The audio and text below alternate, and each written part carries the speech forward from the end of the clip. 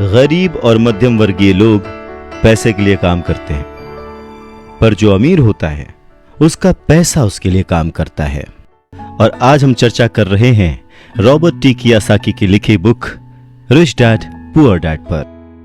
School जाओ और मेहनत से पढ़ो, ये जो लाइन है याद करिए, बचपन में हम सब ने सुना है और एक बार नहीं कई बार सुना है।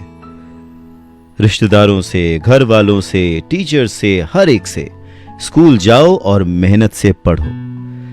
एक वक्त तो ऐसा लगता था कि बस पढ़ते रहो पढ़ते रहो पढ़ते रहो, पर जैसे जैसे समझ आगे बढ़ी एक सवाल मन में घर करने लगा, आखिर हम पढ़ किस लिए रहे हैं। देखिए, स्कूल जाना और पढ़ाई करना ये बहुत ही अच्छी बात है, लेकिन अगर कोई काम किया जा रहा है तो वो किस वजह से किया जा रहा है ये जानना भी उतना ही जरूरी है। अपनी पढ़ाई पूरी करने के बाद हम सबसे पहले जॉब ही ढूंढते हैं ना, ये सोचकर के जॉब मिलने पर हमारी सारी प्रॉब्लम्स दूर हो जाएंगी, पैसे मिल जाएंगे, हम घर बना लेंगे, गाड़ी खरीद लेंगे और जो भी जरूरतें हैं पैसे से जुड़ी हुई वो सब पूरी कर लेंगे। पर ऐसा होता नहीं है। बहुत सारे लोग अच्छी जॉब और बहुत ही अच्छी सैलरी होने के बावजूद खुश नहीं होते। वो अपनी जरूरतें पूरी नहीं कर पाते, बहुत ही मुश्किल से घर का खर्च चला पाते हैं, पर वो लगे रहते हैं इस उम्मीद में कि शायद अगले साल फिर से इंक्रीमेंट होगा, पैसे बढ़ेंगे और उन पैसों से हम अपनी जो जरूरतें हैं जो पूरी नहीं कर पाए हैं उन्हें पूरी कर लेंगे। और वो और ज्यादा मेहनत करते हैं प्रमोशन पाने के लिए। पर वक्त के साथ साथ हमारी जरूरतें और हमारा लालच बढ़ने लगता है।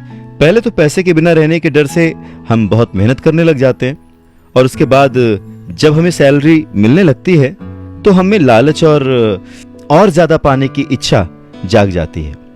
और चूहे बिल्ली के इसी खेल में हमारी जिंदगी का भी एक पैटर्न बन जाता है।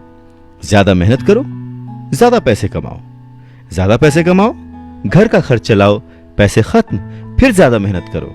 और ये जो विशिष्ट सर्कल है ये चलता रहता है और इसी सर्कल में हम गोल गोल गोल गोल घूमते रहते हैं। अगर हमारे पास ज्यादा पैसे आ भी जाएं तो भी हमें इस विशिष्ट सर्कल में घूमने की आदत पड़ जाती है। हमें डर और लालच पर काबू पाना सीखना बहुत जरूरी है, क्योंकि अगर हम अमीर बन भी गए तो इन आदतों की वजह से हम हमेशा डर के साए में रहेंगे और अपनी जिंदगी को एंजॉय नहीं कर पाएंगे। पहले के जमाने में शिक्षा एक जरिया थी लोगों की पर्सनैलिटी डेवलप करने का और आसपास के हर विषय में उन्हें जानकारी देने का। पर वक्त के साथ साथ पढ़ाई का लक्ष्य, उसका गोल बदल गया।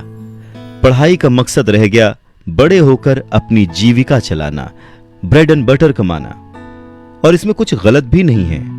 वक्त के साथ चीजें बदलना बहुत जरूरी है, क्योंकि जो चीज वक्त के साथ नहीं बदलती वो या तो हमारी खुशियां छीनती है या फिर समाज को बहुत ही पीछे ले जाती है। रॉबर्ट टी कियोसाकी ने इस बहुत ही अहम मुद्दे को यहां पर उठाया है अपने book rich dad poor dad में। क्या खूब कहा है कि बचपन से ही अगर हम बच्चे को मनी को एज अ सब्जेक्ट बच्चों को पढ़ाना शुरू करें, उन्हें यह समझाना शुरू करें कि उसे कैसे मैनेज किया जाए, तो बड़े होने पर बच्चों की बहुत सारी प्रॉब्लम्स अपने आप ही सॉल्व हो जाएंगी।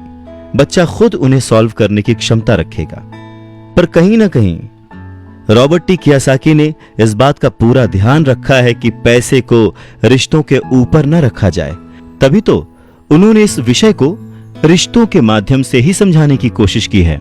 रॉबर्ट टी कियोसाकी के पहले जो डैडी थे वो हमेशा ये कहते थे कि मैं इसे कैसे खरीद सकता हूं। वहीं जो उसके दूसरे डैडी थे वो कहते थे मैं इसे क्यों नहीं खरीद सकता हूं। दोनों की सोच में अंतर था, दोनों के शब्दों में अंतर था।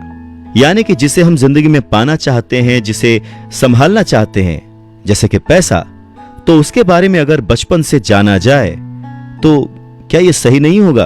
आज जिस तरह से पढ़ाई की जाती है, बच्चा ग्रेजुएट होकर सोचता है कि अब मैं कौन सी नौकरी करूंगा। क्या यह सही नहीं है कि थोड़ा और पहले से बच्चे को इस विषय के बारे में और अच्छे से और डीपली पढ़ाया जाए, समझाया जाए? ये तो वही बात हो गई, जाना था जापान, पहुंच गए चीन। यानी कमाना था पैसे, पर जब तक इसकी समझ आई तब तक बहुत देर हो चुकी थी। यानी कि हमें सबसे पहले यह समझने की जरूरत है कि हम खुद एक्सेप्ट करें कि हम इसे कैसे पा सकते हैं, इसे कैसे संभाल सकते हैं, और वही सही शिक्षा हम अपने आने वाली पीढ़ी को भी दे सकते हैं। बातें और भी हैं, सुनते रहिए।